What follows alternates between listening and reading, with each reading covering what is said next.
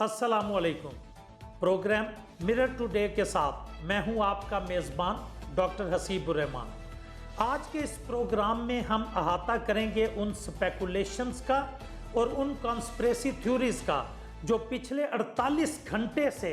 सिर्फ पाकिस्तानी ही नहीं बल्कि बैनुल अक़वामी मीडिया का अहाता भी किए हुए हैं। हम इस प्रोग्राम में आपके सामने रखेंगे कि उन कॉन्स्पिरेसीज की हकीकत क्या है और हकायक के पीछे छुपे हुए असल राज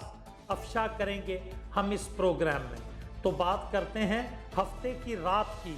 कि हफ्ते की रात आखिर ऐसा क्या हुआ, क्या कॉन्स्पिरेसी थ्योरी जो BBC की रिपोर्ट में पेश की गई कि कुछ लोगों ने इंटरवीन किया, और इधर नाम लेना भी मैं ज़रूरी समझूंगा कि गालिबन chief of army staff general Qamar Javed Bajwa और DGISI ने इंटरवीन किया। वज़ीर आज़म उस वक़्त के वज़ीर आज़म इमरान अहमद खान न्याजी को ज़दोकोब किया और उन्हें इस बात पर आमादा किया कि वो अदम एतमाद का अमल मुकम्मल करवाएं। लेकिन इस कॉन्स्पिरेसी की कोई हकीकत नहीं है। यही हम आपके सामने इस प्रोग्राम में तफसील के साथ रखने जा रहे हैं कि हकायक क्या हैं कि जिनको तोड़ मोड़ के मुसलसल पेश किया गया है और लोगों को उसी ट्रक की बत्ती के पीछे लगाया गया है जो कि साबिक वज़ीर आज़म इमरान न्याजी का तुरा इम्तियाज़ रहा है। आपको याद होगा कि खान साहब ने साबका वज़ीर आज़म ने 2013 में 35 पंक्चर कहकर भी एक बार अवाम को ट्रक की बत्ती के पीछे लगाया और 3 साल उसी के ऊपर सियासत करते हुए आखिरकार उसको एक पॉलिटिकल स्टंट करार दिया, यानी वो बात एक झूठ निकली। और उस वक्त के PCB के चेयरमैन नजम सेठी के ऊपर जिस तरीके के इल्ज़ामात लगाए गए वो सब के सब एक ऐसा किस्सा निकले, एक अलफ लैलवी दास्तान निकली कि जिसके पीछे इमरान खान साहब के फॉलोअर्स जो हैं वो सर धुनते रहे और इस गलत नैरेटिव के ऊपर खड़े रहे। उसके बाद इमरान अहमद खान न्याजी साहब ने एक और ट्रक की बत्ती के पीछे इन्हें लगाया जिसको हम कहते हैं कि पाकिस्तान एक खुद मुख्तार और सॉवरन स्टेट के तौर पे उभरेगा और पाकिस्तान कभी भी IMF की तरफ नहीं जाएगा, पाकिस्तान कभी भी भीख नहीं मांगेगा। ये नैरेटिव भी उनका गलत साबित हुआ और फिर उन्होंने एक नया नैरेटिव पेश किया अपने फॉलोअर्स के लिए, और वो नैरेटिव था, वो ट्रक की बत्ती थी रियासत मदीना के पीछे लगाना। ऑल्दो इस बात के अंदर कोई शक नहीं है कि न्याजी साहब ने इस्लामोफोबिया को एक बड़े फोरम के ऊपर उजागर किया और उसका प्रचार किया, लेकिन जब हम बात करते हैं असम्बली की या लेजिस्लेशन की, उसके अंदर वो 100% नाकाम रहे, बल्कि ख़त्म नबूवत की शिक को आइन का जो हल्फनामा है उसमें से निकालने के लिए भी ये सरगर्म अमल रहे। मुश्ताक अहमद खान जो उस वक्त सेनेटर थे, उन्होंने सेनेट के अंदर अगर वो इस नुक्ते को ना उठाते तो ख़त्म नबूवत का कानून, ख़त्म नबूवत की तरमीम भी आज हो चुकी होती। उसके बाद एक नई चीज़ आई जो कि लेटर गेट स्कैंडल है कि एक केबल के ऊपर उन्होंने एक वावेला मचाया और उस वावेले को सिर्फ़ और सिर्फ उन्होंने अपनी गवर्नमेंट को, अपनी जो इक़्तिदार है उसको तूल देने के लिए और अपनी गवर्नमेंट को दुआम बख्शने के लिए इस्तेमाल किया। तो कहानी उसी दिन से शुरू हो जाती है जिस दिन अदम एतमाद पेश हो जाती है। पहले ये तकरीरों में कहते रहे कि अपोजिशन ने गलती कर दी है, मैं तो चाहता था मेरे खिलाफ तहरीक अदम एतमाद आए और मैं इनको एक गेंद में तीनों को बोल्ड करूंगा और फिर इनको 3 स्टूजेस करार देना। और फिर जिस तरीके से इमरान खान साहब की, न्याजी साहब की ज़ुबान हमेशा से रही है, 2014 का धरना अगर आप याद करें जो कि 14 अगस्त 2014 को लाहौर से शुरू हुआ था रैली की सूरत में, उसमें भी इनके जितने बयानात हैं उसमें ओए तू तकार के अलावा इमरान न्याजी साहब ने कोई लफ्ज़ इस्तेमाल नहीं किया। इस्लामाबाद पहुंचने के बाद कमिश्नर को धमकियां देनी, IG को धमकियां देनी, उस वक़्त के वजारत दाखिला सारी की सारी वजारत दाखिला को धमकियां देनी, पुलिस को डायरेक्ट थ्रेटन करना, ये सारी बातें जो है ये मीडिया की जीनत बन चुकी हैं और इनका रिकॉर्ड मौजूद है। تو خان صاحب نے ہمیشہ دوسروں کو پرووک کیا ہے، اپنی جتنی ان کے پیچھے عوام تھی، جتنے ان کے فالوورز ہیں، ان کو پرووک کر کر کے اس وہ نہج پہ لے آئے ہیں کہ اس وقت ان کے پیروکار یا ان کے فالوورز یا ان کے ماننے والے یا ان کے پیچھے ووٹ کرنے والے، ان کے پیچھے کھڑے ہونے والے، وہ توتکار کے علاوہ اور گالم گلوچ کے علاوہ کوئی بات نہیں کرتے۔ اس کی ایک تازہ مثال ہفتے کی شام سپیکر اسد کیسر صاحب کی جانب سے نکالے جانے والی گالی کی صورت میں بھی آپ سب لوگوں کے سامنے موجود ہے۔ آئیے اب مخصوص بات کرتے ہیں ہفتے کی۔ جس وقت سپریم کورٹ کی طرف سے آرڈر آ جاتا ہے اور ان کو پابند کر دیا جاتا ہے کہ 9 تاریخ کو 9 اپریل سن 2022 کو آپ کو اجلاس بلانا ہے اور اس اجلاس کے اندر عدم اعتماد کے اوپر ووٹنگ کروانی، تو خان صاحب کو مختلف لوگوں نے یہ مشورے دیے کہ اب ہمارے پاس اس چیز سے نکلنے کا کوئی چارہ نہیں اور ہمیں بالکل عدم اعتماد کے اوپر ووٹنگ کروا دینی چاہیے، نہیں تو ہم توہین عدالت کے مرتکب ہوں گے۔ لیکن اس وقت کچھ ایسے لوگ وہاں پر موجود تھے، یہ میں آپ کو جمعے والے دن کی بات بتا رہا ہوں کہ وہاں پر کچھ ایسے لوگ موجود تھے کہ جنہوں نے خان صاحب کو یہ باور کرایا کہ نہیں ایسی بات ہی کوئی نہیں، اس کے اندر یہ لفظ نہیں لکھا ہوا، ملتوی ہم کر سکتے ہیں لیکن ہم غیر معینہ مدت کے لیے اجلاس کو چھوڑ نہیں سکتے، 3 ماہ ہم نکال دیں گے، 1 دن کے لیے ملتوی کریں، 1 گھنٹے کے لیے ملتوی کر کے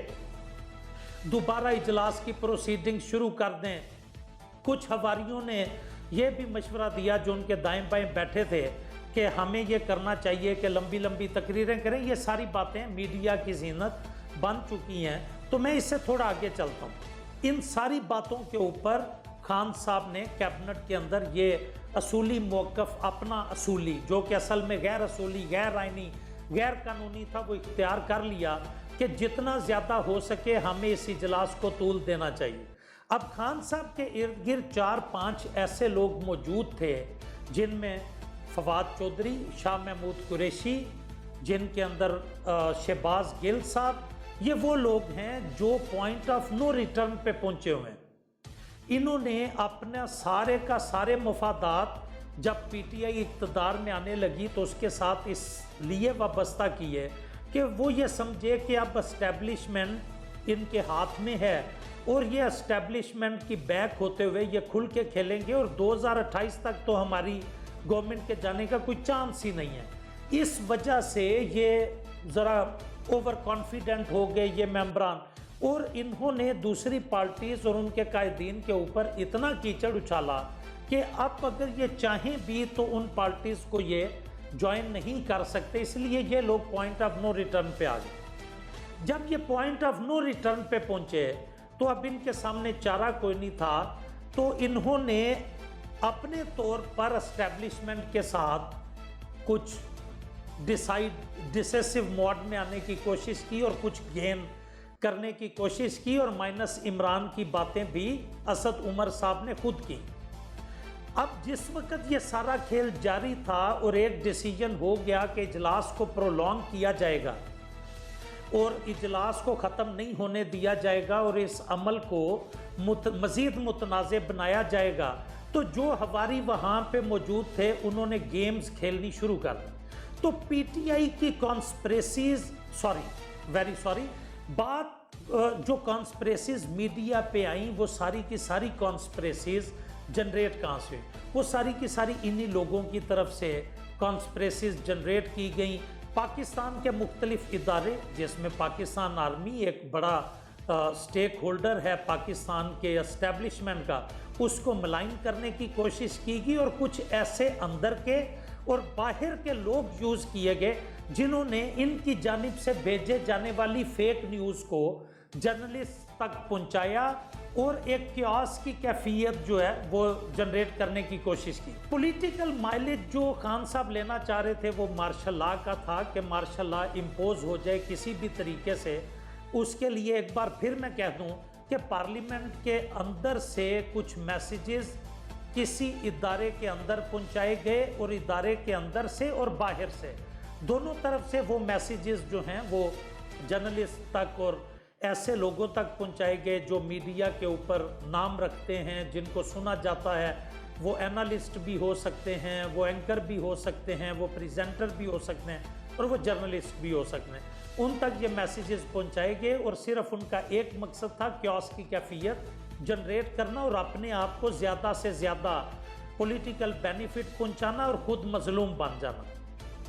अगर इन मैसेजेस की तहकीकात की जाए और स्पेशली BBC की रिपोर्ट की तहकीकात की जाए तो ये सारी चीज़ें आपको लीड करेंगी PTI के ट्विटर हैंडल्स और PTI के सोशल मीडिया हैंडल्स तक। ये मैं बावसूख ज़राए से ये आपको बता रहा हूँ और ये इसकी आप तस्दीक करवा सकते हैं कि ये तमाम चीज़ें आपको उन्हीं चीज़ों की तरफ लेके जाएंगी कि जहाँ से PTI के अपने ट्विटर हैंडल हो रहे हैं और जहाँ से इनकी सारी सोशल मीडिया कैंपेन्स जो हैं वो चल रही हैं। शाम के वक्त अचानक एक अनाउंसमेंट हो जाती है वक्फा असर की नमाज के वक्फे से थोड़ा पहले कि खान साहब कैबिनेट मीटिंग कॉल की है खान साहब ने और 9 बजे कैबिनेट मीटिंग जो है वो होगी। ये भी उसी कॉन्स्पिरेसी का हिस्सा था, लोगों को ये बताना कि वही हम कुछ ना कुछ लेजिस्लेशन, हम कोई चीज़ पास करवाने जा रहे हैं काबीना से। अब काबीना से क्या पास हो सकता है, सीधी बात करूंगा, लोगों की तरह लपेट लपाट के बात करने की हमारी आदत नहीं। काबीना की इस मीटिंग का कोई एजेंडा कैबिनेट मेंबर्स तक नहीं पहुंचाया गया और तस्सुर यह दिया गया कि गालिबन काबीना की मंजूरी से Khan sahab chief of army staff general Qamar Javed Bajwa को निकालने का ख्याल रखते हैं और उसका हुक्म शायद ये जारी करें। अब उसी लम्हे बड़ा एक अजीब वाकया कि उसी लम्हे वजारत दिफा के अंदर हलचल शुरू हो जाती है, कुछ लोग आ जाते हैं, हालांकि छुट्टी का टाइम था, छुट्टी का दिन था, लेकिन वहाँ पे हलचल मचवाई जाती है सिर्फ लोगों को यह तसुर देने के लिए कि कमर जावेद बाजवा साहब को हटाना चाह रहे हैं न्याजी साहब, और साथ ही तोपों का रुख जो है वो कुछ लोग मोड़ देते हैं साबिक DG ISI जनरल फैज़ हमीद साहब की जानिब, और उनको मुतनाज़ा बनाने की कोशिश की जाती है कि गालिबन न्याजी साहब काबीना की मीटिंग के अंदर ये फैसला लेने जा रहे हैं कि बाजवा साहब को हटाकर फैज़ हमीद को चीफ ऑफ आर्मी स्टाफ के ओहदे पर फाइज कर दिया जाए। तो ये एक पूरी गेम थी, ये एक पूरी कॉन्स्पिरेसी थी, इसके अंदर हकीकत मौजूद नहीं थी, सिर्फ पॉलिटिकल माइलेज क्या गेन करनी थी कि इदारे की अहम शख्सियात को आपस में लड़वा कर मार्शल लॉ की सूरत हाल पैदा कर दी जाए और खान साहब जो हैं वो सियासी शहीद बन जाए और मजलूम बन जाए। जो फौज है उसके इदारे और फौज की जो आला कमान है वो उन्होंने इस खतरे का भरपूर एहसास किया और उन्होंने इस खतरे को पहले ही भांप लिया और उन्होंने किसी भी ऐसे गैर आइनी कदम को उठाने से गुरेज किया कि जिसके कदम उठाने से न्याजी साहब को कुछ ज़्यादा बेनिफिट्स जो हैं वो मिल जाएं। तो उन्होंने इस कदम को उठाने से गुरेज किया। अब न्याजी साहब क्या चाह रहे थे, न्याजी साहब बड़े चिल्ड माहौल में बैठे हुए थे कि जैसे मैं चाहूँगा वैसे ही होगा, और असद कैसर साहब भी तूल पे तूल दिए जा रहे थे असम्बली के इजलास को, और जिस तरीके से वहाँ पे ही लोगों ने रोज़ा अफ्तार किया और जिस तरीके से वहाँ पे ही नमाज तरावी अदा की वो भी आप तमाम लोगों ने अपनी मीडिया स्क्रीन पर देखा है। अब बात करते हैं कि अफ्तारी के बाद इन्होंने फौरी तौर पर 5 बजे के करीब सीनियर जर्नलिस्ट्स को इन्होंने मुलाकात के लिए बुलाया 10 बजे, लेकिन फिर किसी वजह से 7:15 बजे रोज़ा खुलने के बाद अफ्तार का टाइम के बाद इन्होंने दोबारा उनको मैसेजेस दिए कि आप लोग जल्दी तशरीफ़ लाएं, 8:30 बजे तक आप पहुंच जाएं। अब मुमकिन नहीं था तमाम जो सहाफ़ी हज़रात जिनको बुलाया गया था कि वो सारे उधर पहुंच जाएं, तो उनको भी वहाँ पे आधा पौना घंटा इंतज़ार करवाने के बाद और मुख्तलिफ़ कमरों में घुमाने के बाद आखिरकार न्याजी साहब ने उनके साथ मुलाकात की, लेकिन यह मुलाकात काबीना की मीटिंग के बाद हुई। अहम नुक्ता ये आप ज़हन में रखें कि सहाफ़ियों के साथ मुलाकात काबीना मीटिंग के बाद हुई। अब काबीना की मीटिंग के अंदर र्यूमर्स आ रही थी, बहुत सी कॉन्स्पिरेसीज फैल रही थी, और ये सारी कॉन्स्पिरेसीज पीटीआई के अपने ट्विटर हैंडल्स और सोशल मीडिया हैंडल से फैलाई जा रही। कॉन्स्पिरेसी क्या थी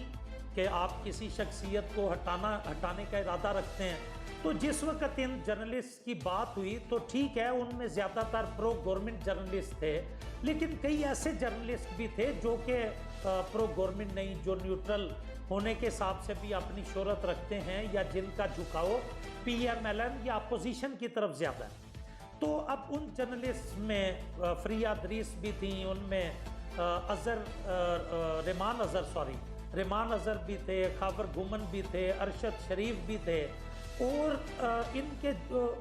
20 से 22 जर्नलिस्ट वहाँ पे मुख्तलिफ औकात में आते जाते रहे, कुछ चले गए फिर कुछ आ गए। अब वहाँ पर 5 वफाकी वज़रा मुसलसल मौजूद रहे, जिनके अंदर वज़ीर दिफा परवेज़ खटक, वज़ीर बहरी अमूर अली ज़ैदी, फिर उसके बाद फवाद चौधरी और जो शाह महमूद कुरैशी, और ये लोग जो वफाकी वज़रा हैं ये वहाँ पर मौजूद थे। हाँ, शफकत महमूद वज़ीर तालीम जो हैं ये भी वहाँ पे मौजूद थे, और जर्नलिस्ट जो हैं बड़ी आसानी से इनका चेहरा पढ़ सकते थे और इनकी बॉडी लैंग्वेज पढ़ सकते थे, जो इज़्तिराब का शिकार थी और परेशानी इनकी चेहरों पे और पेशानी पे लिखी हुई थी। तो जर्नलिस्ट ने डायरेक्ट खान साहब से सवाल किया कि बाहर कुछ अफवाहें गर्दिश कर रही हैं कि आप किसी बड़ी शख्सियत को गालिबन ओहदे से हटाने का और उसको उसके आउस्टर का इरादा रखते हैं। खान साहब ने इसको कैटेगोरिकली डिनाई किया और उन्होंने कहा कि हमारा कोई ऐसा इरादा नहीं है और कोई गैर आइनी गैर कानूनी मूव का हमारा इरादा नहीं है। और जो मूव जब उनसे पूछा गया कि वहाँ पे क्यों तूल कर रहे हैं, तो उन्होंने इस बात का इजहार किया कि चूंकि सुप्रीम कोर्ट ने टाइम बाउंड नहीं किया, उन्होंने इजलास शुरू होने का टाइम बताया, ख़त्म होने का नहीं, तो इसलिए वो हमारा मसला है और इसको हम चाह रहे हैं कि लोगों के सामने मज़ीद कुछ हक़ाइक़ लाए जाएँ और टाइम गेन किया जाए, और उस टाइम को गेन करके तो अपने आप को जो है वो बचाया जा सके। लेकिन एक बड़ी दिलचस्प बात होती है, खान साहब ने वहाँ पे ये भी फरमाया कि हमारी रिव्यू पटिशन जो है वो सुप्रीम कोर्ट के अंदर चली गई हुई है और उसका भी हमें वेट है। उस पर एक सीनियर सहाफ़ी ने उन्हें जब ये इतला दी कि आपकी रिव्यू पटिशन अभी तक दाखिल सुप्रीम कोर्ट में नहीं हुई, तो ये खान साहब के लिए चौंका देने वाली बात थी और खान साहब को इसने शदीद मुस्तरब कर दिया जब ये उनके सामने इंकशाफ हुआ। और वहाँ पर जो फेडरल मिनिस्टर्स मौजूद थे उन्होंने भी जर्नलिस्ट की इस खबर की, इस बात की तायद की कि वक्त ख़त्म हो जाने के बायस हमारी रिव्यू पटिशन दाखिल नहीं हो सकी। और ये एक बड़ी हर्डल है जिसकी वजह से हमें अदम एतमाद के ऊपर वोटिंग करवानी ही करवानी है। इसी दौरान ये बातें जारी थीं और खान साहब शदीद परेशानी के आलम में आ चुके थे और परेशानी उनके चेहरे से वाज़े थी उस टाइम। तो उनके मिलिट्री सेक्रेटरी तशरीफ़ लाते हैं और उनके मिलिट्री सेक्रेटरी उन्हें बताते हैं कि some other persons are waiting for you. अब वो लोग जो हैं वो कुछ मैसेंजर्स थे। इस वक्त तक ये 9:30 से 10 के दरमियान वाला जो टाइम है, इस दौरान अगर कोई ये समझे कि टीवी सिर्फ अवाम देख रही थी तो ये गलत है। जजेस भी टीवी देख रहे थे, मुक़्तदर इदारे भी या मुक़्तदर हलकों के जो हमारे लीडर्स हैं वो भी बाखबर रह रहे होंगे, मुख्तलिफ ज़राए से उनके पास भी खबरें आ रही होंगी। तो ये 9:30 से 10 बजे वाला टाइम जो है, इसमें सुप्रीम कोर्ट ने यह डिसीजन लिया, चीफ जस्टिस उमर अता बंदयाल साहब ने, कि अगर इसके ऊपर ये तौहीन अदालत में जाते हैं तो हम इनको फौरी तौर पे स्नब करेंगे। और इसलिए उन्होंने मुतलका अदालती अमले को अदालतें खोलने के लिए कहा। ऑन दी अदर हैंड, चूँकि अफवाहें गर्दिश में थी कि किसी बड़ी शख्सियत को हटाया जा रहा है और वो probably chief of army staff हों, تو اسلام آباد ہائی کورٹ میں بھی ہلچل شروع ہو گئی اور ایک شہری جو ہیں انہوں نے اپلیکیشن دے دی کہ جی یہ غلط اقدام ہے اور اپنے سیاست کو طول دینے کا اقدام ہے۔ تو اب اس کے اوپر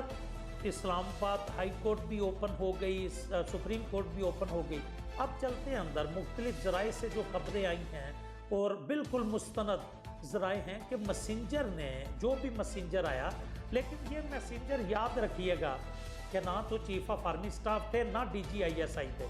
جو بھی میسنجر آیا اس نے خان صاحب کو یہ بڑا کیٹاگوریکلی سمجھایا کہ اگر آج آپ نہیں یہ عدم اعتماد پر ووٹنگ کرواتے تو آپ کے خلاف ڈائریکٹ جو ہے وہ توہین عدالت کی کارروائی ہوگی۔ اسد کیسر صاحب اسپیکر، ڈپٹی اسپیکر، یا امجد نیازی صاحب جنہوں نے پہلے بھی سیشن چیئر کیا، تو ان لوگوں کے خلاف عدم اعتماد، ان لوگوں کے خلاف توہین عدالت کی کارروائی ہوگی اور پھر آپ کو نااہلی کی سزا اور تاحیات نااہلی کی سزا بھی بھگتنی پڑ سکتی ہے۔ اس دوران اسد کیسر صاحب اور پرویز خٹک صاحب روانہ ہو جاتے ہیں ہدایات لے کے وزیر اعظم عمران احمد خان نیازی صاحب کی اسمبلی کی جانب کے، جیسے جتنا بھی ہو سکے اس کو ڈیلے پہ ڈیلے کروایا جائے۔ 11 بجے کے قریب جس وقت یہ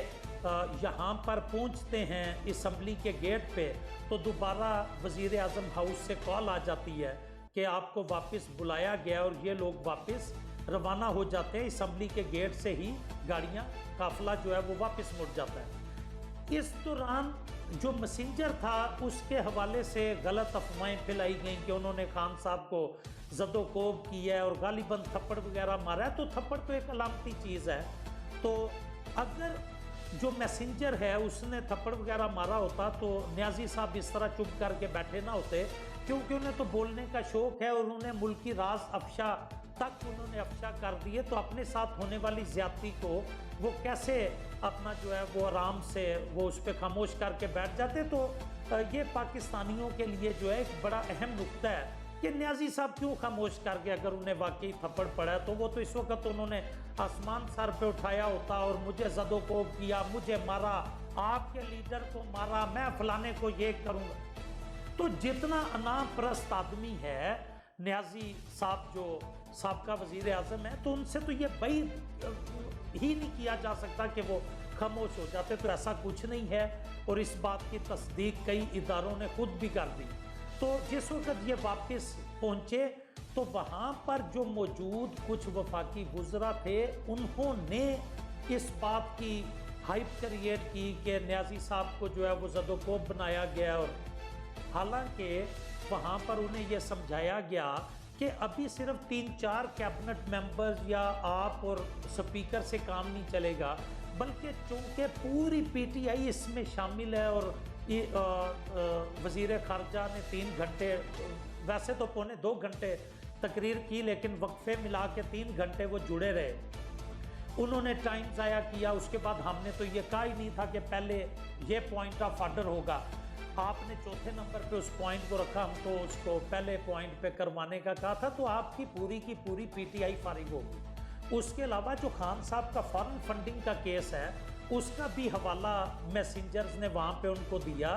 کہ آپ کی فارن فنڈنگ کے جو ثبوت ہیں وہ اس وقت الیکشن کمیشن کے پاس بھی جا چکے ہیں، اور کئی اکاؤنٹس جو ہیں وہ ان سے آپ کہتے ہیں آپ کا کوئی تعلق نہیں، لیکن آپ کے اپنے سائنز کے ساتھ وہ اکاؤنٹس کھولے گئے اور وہ آپریٹ ہوتے رہے۔ تو فارن فنڈنگ کے اوپر بھی ان کو سمجھایا گیا کہ آپ کی جماعت کو صرف فارن فنڈنگ کے اوپر ختم کی جا سکتی ہے اور نااہل قرار دی جا سکتی ہے، اور اگر پی ٹی آئی نااہل ہو جائے ایز اے سیاسی پولیٹیکل پارٹی تو اس کے بینر کے نیچے، اس کے جھنڈے کے نیچے جتنے لوگوں نے الیکشن لڑا وہ تمام لوگ بھی نااہل قرار دے دیے جائیں گے۔ تو دوبارہ نیازی صاحب نے واپس بلایا۔ اب اسد کیسر صاحب کا جب سے عدم اعتماد آئی وہ مسلسل نیازی صاحب کو سمجھانے کی کوشش کر رہے تھے کہ ہمیں کوئی غیر آئینی قدم نہیں اٹھانا، یہ سیٹ اسائیڈ ہو جائے گا، یہ ختم ہو جائے گا، یہ ہمارے لیے جو ہے ہم خود اپنے پاؤں پہ کلہاڑی ماریں گے۔ لیکن شہباز گل، فواد چودھری، شیخ رشید اور شاہ محمود قریشی، یہ لوگ جو ہیں یہ مسلسل ان کو پرووک کرتے رہے کہ نہیں ہم بڑے سیف زون میں ہیں، اور انہوں نے ہی ان کو اصل میں مروایا جن کا اپنا کیریئر جو ہے جو داؤ پہ لگ چکا ہے۔ تو دوبارہ جب اسد کیسر صاحب کو بلایا گیا تو اسد کیسر صاحب کو یہ کہا گیا کہ آپ اب جائیں اور وہاں پر آپ کسی اور کو سپیکرشپ دے کے کسی اور کو اس کرسی پہ بٹھا کے تو آپ عدم اعتماد کے اوپر ووٹنگ کروا لیں۔ تو ناظرین و حاضرین جو لوگ ہمیں سن رہے ہیں ان کے لیے آخر میں صرف یہی کہنا چاہوں گا کہ اس طرح کی افواہیں جو پولیٹیکل پرسنز، جو یہ لوگ جو آپ کے وزیر مشیر، جو آپ کے MNAs MPAs, جو آپ کے وزراء بیٹھ کے آپ تک بات پہنچاتے ہیں، اس پہ منوان جو ہے وہ اس کو تسلیم نہ کر لیا کریں، ویٹ کیا کریں تحقیقات کا۔ اب طلعت حسین صاحب نے فوراً پروگرام جڑ دیا کہ یہ ہو گیا وہ ہو گیا۔ حامد میر صاحب کا آن ریکارڈ ہے جیو پہ کہ جی وہ آج اتوار والے دن انہوں نے جو اپنی کور کمیٹی کے ساتھ ملاقات کی ہے وہ اینک لگا کے کی ہے، تو وہ اصل میں اپنے غم چھپا رہے تھے، اپنے درد چھپا رہے تھے، اپنے زخم چھپا رہے تھے، یا اپنی آنکھوں کی سرخی چھپا رہے تھے، ایسا کچھ نہیں ہے۔ تو یہ ساری کی ساری چیزیں حکومتی مشینری کی جانب سے ہی لانچ کی گئیں تاکہ اپنے اقتدار کو طول دیا جا سکے۔ آپ سے ملاقات ہوگی انشاءاللہ اگلے پروگرام میں، تب تک کے لیے اپنے میزبان ڈاکٹر حسیب الرحمان کو پروگرام مرر ٹوڈے سے اجازت دیجیے۔ اللہ حافظ۔